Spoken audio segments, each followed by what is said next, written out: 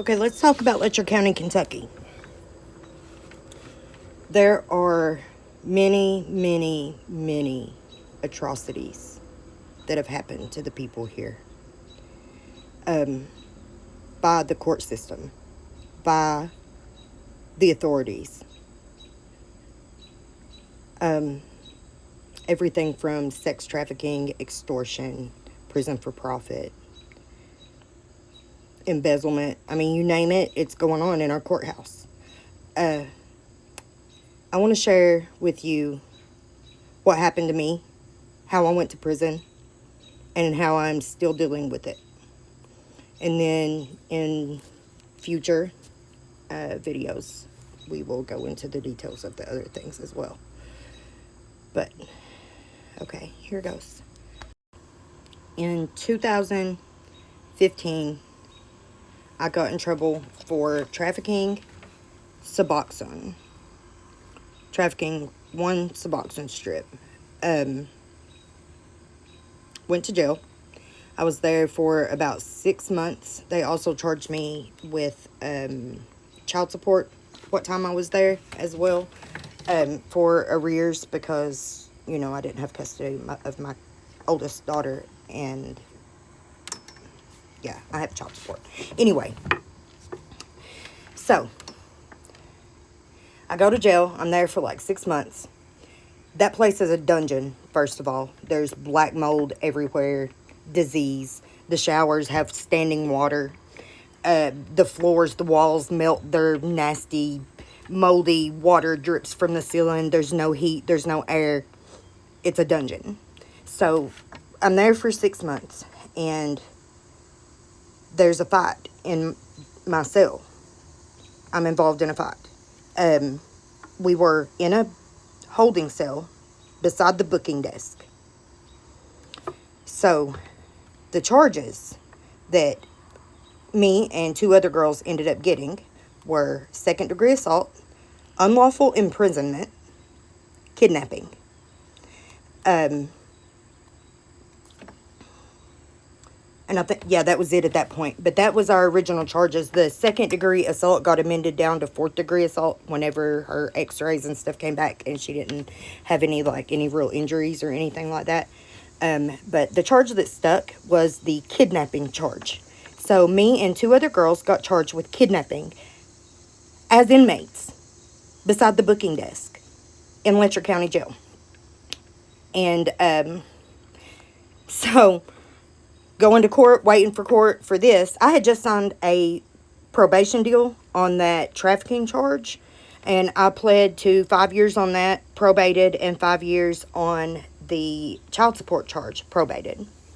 And that was on a Friday. They didn't put my paperwork in that day, so I stayed the weekend. The fight happened literally like the next morning. Saturday is when we got the charges. So the fight happened. They took the 3 of us and put us in a 1-room cell, left us there with no mats for 8 months, and like no books, no TV, nothing. There's no rec time. But okay, so I had pled guilty to those things for probation. They used that against me whenever I went up for the kidnapping charge, and they revoked it is what they ended up doing. So they gave me that 5 years and 5 years, which was supposed to be run concurrently and been 5 years total, okay, that I would have to do on that plus whatever they ended up giving me on the new charges. In the meantime, they shook down the cells. And there was our mats were just like plastic shells that some people had cardboard stuffed in. Some people had scraps of old clothes torn up, stuffed in. We didn't have foam in our mats or anything like that. So pieces of blankets, sometimes if you were lucky. But I had a piece of metal, a little piece of metal from a vent that we used to dig the trick-filled hair and mucus and snot up out of the standing water in our shower. We used it to clean that out with and to keep our, as a plunger because they didn't help us. They didn't give us things to use to take care of ourselves. Like, yes, we cleaned every day, but, I mean, what the fuck is that going to do with all that mold and disease and fucking sweating, dripping walls and 42 women in an 8-bunk cell? I mean, come on. So everybody is always on edge, angry. They refuse to give you psych meds. The jailer actually pulled me out once and asked me, like, what is it? What is it that will make everybody calm down and stop showing their asses and stuff all the time? And that was my answer, was psych meds and rec. Like, that would just do wonders. You know, you help people's mental health, and they're going to have an overall better experience for everybody, right? Basic humanity. So anyway, I got charged with that. They charged me with dangerous contraband. I got 18 months added onto my sentence for that. I did a year in county time for the assault charge. Like I said, it had got amended down to 4th degree assault. I got 365 days that I did on that before I could start doing state time. Went to court, went to final sentencing. They told me I had 7.5 years. Okay, so I clarified. In court, you know, at the end, they ask you, like, are you sure that you understand this? And I'm like, let's go over it again. You're saying that the 5 and 5 are ran concurrent for a total of 5 years, plus the 18 months extra for the contraband and whatever it was. It came out to 12, it was 7.5 total. Anyway, I've got my timesheet and stuff. I'll show it to you all later. I've got all my paperwork. I get to prison and find out that it is not 7.5 years. They gave me 12.5 years. 12.5 years. So I go to legal aid. What is going on? I go to admin. Help me. This is not right. So they send me a copy of the final judgment and say, this is in the final judgment. Once it's filed, that's all there is to it. There's nothing you can do about it. So, I mean, what am I going to do? Right? So I do my time. I sat in prison for 5 years total at Pee Wee. I was in Letcher County, I think, and between there and Leslie County for a total of around 3 years before I went to Pee Wee. So whenever I got out, I got out on parole. Parole upon completion, mind you. I had to do the substance abuse and co-occurring disorders for mental health and trauma and stuff while I was there as a condition of getting the parole. So I did that, plus all the other classes that they offered there that I qualified for. I'm trying to take time off my sentence, right? So I get out.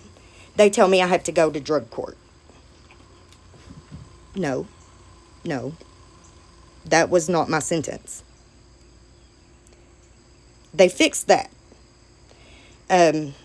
I blooped the fuck out in parole. I freaked out, just started bawling. I was like, they can't do that. They can't add on time onto a sentence that is you've already been convicted. You've already done your time on. So they fixed that on the condition that I did aftercare for them and finished doing all the other programs that I didn't get to do while I was in prison, which, you know, was a bonus for me. I was glad to do them, and I did them. And I got all my time off. I served out my sentence to 0. I went to go get my gold seal to graduate parole, to be told that they would not release me from parole until my child support is paid in full. So, whenever I got my judgment and final sentencing papers, I also got my judgment and final sentencing papers for the child support charge. When I was incarcerated, they doubled my monthly payment from $100 to $206, I think it was, a month, while I was incarcerated for all this time. So they did that. Sorry, I get so upset and so angry about this. Because I worked for it and I did it. I never failed a drug test. I never fucking fucked up. I think I was late. Like, one day I forgot that that day was parole day, and I freaked out. I remembered at the end of the day, and I called, and he was like, calm down. It is okay. Like, it's one little thing. It's fine. Come in tomorrow. So, I did it perfectly. I did their time. I paid their fines. I paid their restitution. I do still owe like $300 at the clerk's office for court costs, they say. But back to the child support thing. They wouldn't release me from my parole. So right now, if you go to the Kentucky Online Offenders Lookup, it's KOOL.com, and you can put me in Taya Lucas, state number 306495. You'll see I am on parole till 2099.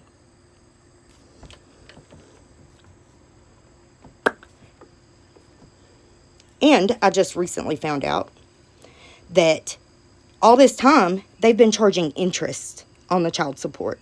So the payments that I haven't missed a payment for since I've been out and paid extra on, half of it means nothing. Now the question comes, why? Why did they do this to us? Why did they do that to me? And have been living in sober living for months. She'd been doing really, really well. So, yeah. It would be great to have some justice for that. We didn't even get to have a memorial service for her. She was planning to come home and see her kids.